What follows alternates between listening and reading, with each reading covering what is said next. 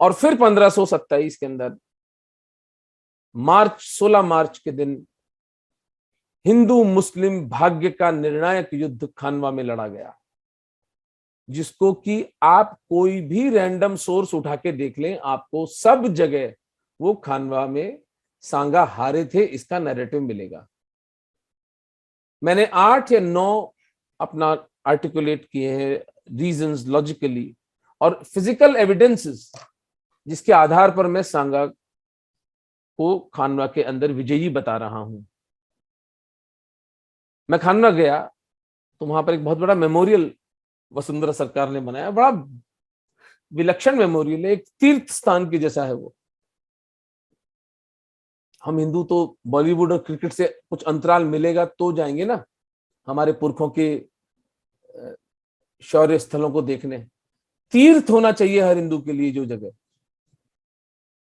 पहाड़ी पर बना हुआ इतना विलक्षण वो शौर्य स्थल है। मैं उस ऊंचाई से जब नीचे देखता हूं तो मुझे मीलों तक 10-12 छतरियां दिखाई दी, जो खानवा का युद्ध मैदान था।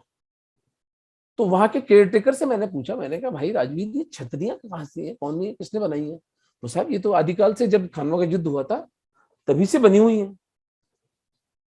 मैंने कहा खानवा का युद्ध तो सांगा हारे थे ना यार, ये छतरियां कौन से बनाई?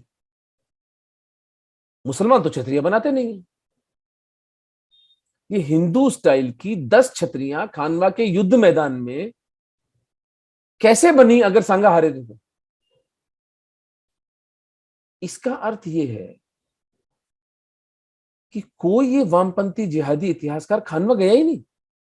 ये देखिए, I don't know if you can see this, ये छतरी देखिए आप, ये खानवा के अंदर बनी हुई छतरी, ये खानवा का स्मारक है। ये सांगा है, ये मेदिनी राय चंदेरी के, और ये हसन खान मेवाती, ये 3 जने मिलकर लड़े थे।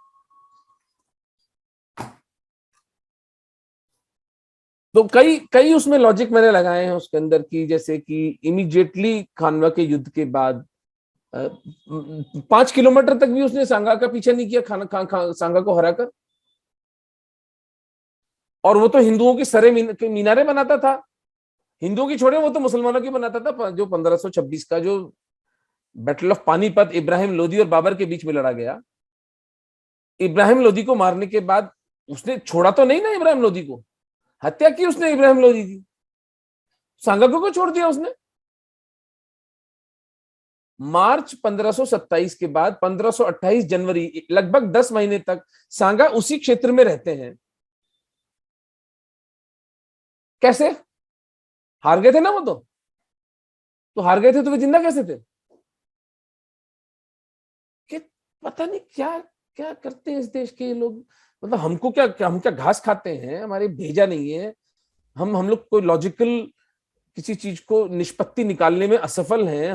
खानवा के युद्ध के इमीडिएटली बाद सांगा उसी इलाके में घूमते रहते हैं और सतत उसमें प्रहार करते हैं। और 3 न्यूट्रल सोर्सेज, 3 हिंदू सोर्सेज, अमर काव्यम रणछोड़ भट्ट तेलंग, वंश भास्कर सूरजमल मीसण और चित्तौड़ के पाटनामा में सांगा विजयी बताए गए खानवा के युद्ध में। मैंने तीनों के तीनों पेज नंबर कोट किए इस पुस्तक में अपनी, की बाकायदा मीटिंग हुई थी बाबर के साथ। और इस युद्ध के तुरंत बाद अगर बाबर जीता था तो हुमायूं को उसने अपने बेटे को काबुल क्यों भेज दिया? वो तो जीत गया था तो उसको यहाँ के जागीरदार बनाता ना कहीं का। तो चांस की बात थी कि मैं अभी बाबरनामा ही पढ़ रहा हूँ, और चांस की बात ये भी कि मैं अभी खानवा के बैटल के उस पे ही पहुंचा था। अच्छा, तो आपने जो डेट वगैरह बताई बिल्कुल ठीक, वो 16-17 मार्च की बात थी। तो उसमें बाबर ने जो नैरेटिव दिया है, उसने नैरेटिव ये दिया है कि मैं ये युद्ध जीता और इसके बाद इसको गाजी की उपाधि इसने टाइटल लिया। तो और उसके बाद इसने ये भी लिखा कि युद्ध के बाद में करीब 2 कोस या 10 माइल होता होगा शायद, मैं इतने दूर तक गया बट इट वाज डार्क और मैं जाके चेज नहीं कर पाया और मैं वापस लौट आया। नमाज का वक्त हो रहा था। नमाज का वक्त हो रहा था। हाँ। तो ये उसके 2-3 दिन बाद ही ये मेवात की तरफ कहता है मैं लौट आया, क्योंकि वहां पे मुझे वो किला जीतना था। तो वो उसके बाद बड़ा कन्वीनियंटली ये इसने वो चीज गायब कर दी है कि वो जीता तो उसके बाद। Exactly exactly, I am so happy आपने पकड़ ली ये बात। मुझे बहुत अच्छा लग रहा है कि आपने ये बात पकड़ी। इसको मैं अपनी पुस्तक में लिखा नहीं है मैंने, लेकिन ये पॉइंट है कि जिस सांगा से इतना ऑब्सेस्ड है ये आदमी, और 1528 में जब सांगा की हत्या करवाता है, वैसे तो भारत के झरने, भारत के हर पहाड़ का डिस्क्रिप्शन लिख रहा है, सांगा की हत्या का इसने उल्लेख तक नहीं किया है, बिकॉज ही न्यू कि कहीं को कनेक्शन बैठेगा, गिल्टी कॉन्शियस होता है कि पकड़ा जाएगा साला, तो इसने उसको इरेज ही कर दिया। बिल्कुल सही पकड़ा है, मेरा साधुवाद आपको।